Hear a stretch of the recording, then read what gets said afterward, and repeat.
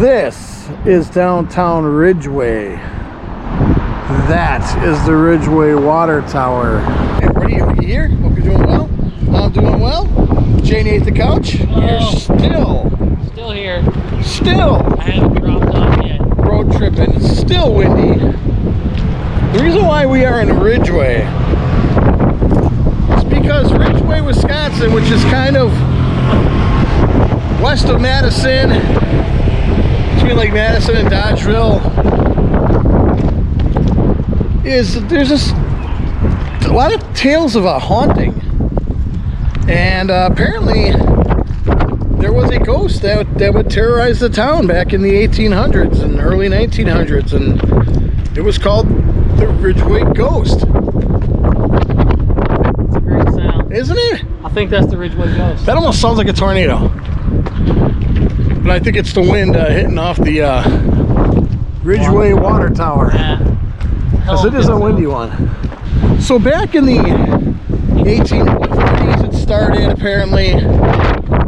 I know a couple stories, and Nate knows a couple stories. If you want to tell your stories, and stories. Supposedly in the 1840s, these two young brothers, like young teens, they died as a result of a barroom brawl, and they started to appear as a phantom that could take on all different kinds of shapes and forms. And it assaulted people, it played pranks on people, just did all sorts of things. Sometimes it was violent, sometimes it would just be a pest, and it would appear all along the old military road that ran through here. Has been seen all the way from Blue Mound, Wisconsin to Dodgeville. And one of its famous things was flipping over card tables and generally destroying the interior of Samson's Saloon, which I don't think stands anymore as best I can tell, but there's plenty of other saloons.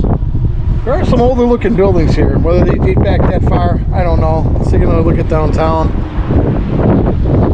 We're trying to stay out of the wind right now, so we are actually at the Ridgeway Depot, train depot. And there was also one Ridgeway story where one gentleman was returning home, and as he was going, walking down the Ridgeway, the military road, the Ridgeway Ghost appeared beside him. And they kind of went step by step, and they, increased their pace. He increased his pace a little bit. The ghost increased its pace a little bit. He starts running. The ghost starts running. So after a little while, he gets tired. He goes and sits down on a stump, and the Ridgeway Ghost comes up to him, sits down on a stump, and for the only time that I know of, the ghost spoke. The ghost said, "That was some fine running you were doing back there." And the gentleman turned to him and said, "Yeah, and I'm going to be doing some more in a minute." And apparently he got up right away and started running again. The ghost followed him. What happened? Nobody knows. Apparently they say that sightings kind of reach their peak every 40 years. So one of the last major sightings that I heard about, series of sightings I'm aware of, was in the 1970s. So according to that, we just missed the last big outburst of sightings, which would have been in the 2010. So if anybody has any stories.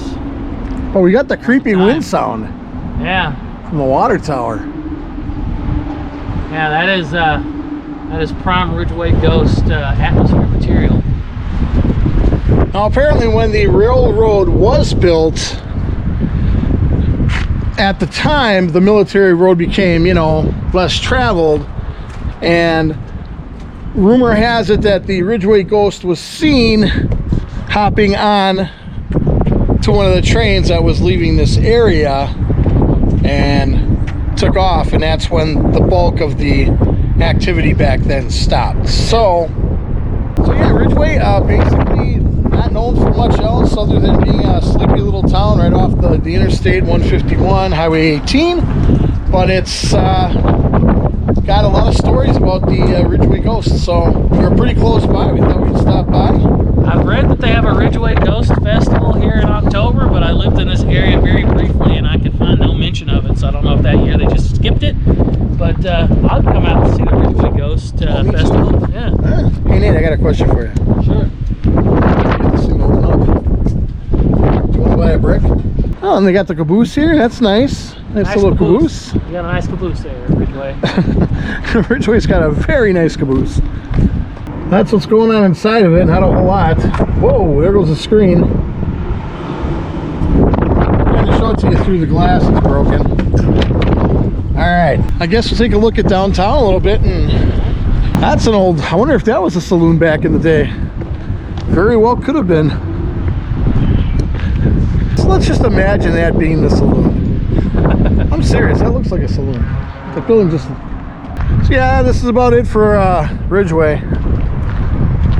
Very small downtown area. We're here on a Sunday, so nothing's open. I guess that's gonna do it for the Ridgeway episode. It's gonna be a real small one. Volumes of stories about the Ridgeway Ghost, though. It's a hell of a rabbit hole to jump down. So. Yeah, if you're interested, look up Ridgeway Ghosts online. There's a book by Michael Norman, Beth Scott and Michael Norman. I believe it was first printed in 1980, called Haunted Wisconsin. And there's a whole section of Ridgeway Ghosts in there. I don't remember the author, but there's a book called Wisconsin Folklore, which has a ton of stories about the Ridgeway Ghost also. So there you go. You guys have an assignment? Read up on the Ridgeway Ghost. Here's a jewel, American eagle. That looks like an eagle that went to Mardi Gras. Let's check out the eagle that went to Mardi Gras.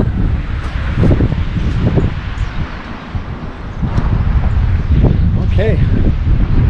That doesn't say America 2022. I don't know what does. Celebrate, folks. The lights are on. They're cooking. The lights are off. They're not cooking. Yeah, we can go to Porky's the next day. Porky's the next day. Alright folks, so that's going to do it for this episode of Road Trips with Yogi and Janie at the Couch. Please share the video and don't forget to comment below, subscribe, and until the next episode, for Janie at the Couch, who's in my car. Goodbye. For Janie at the Couch, this is Yogi, and I am out of here.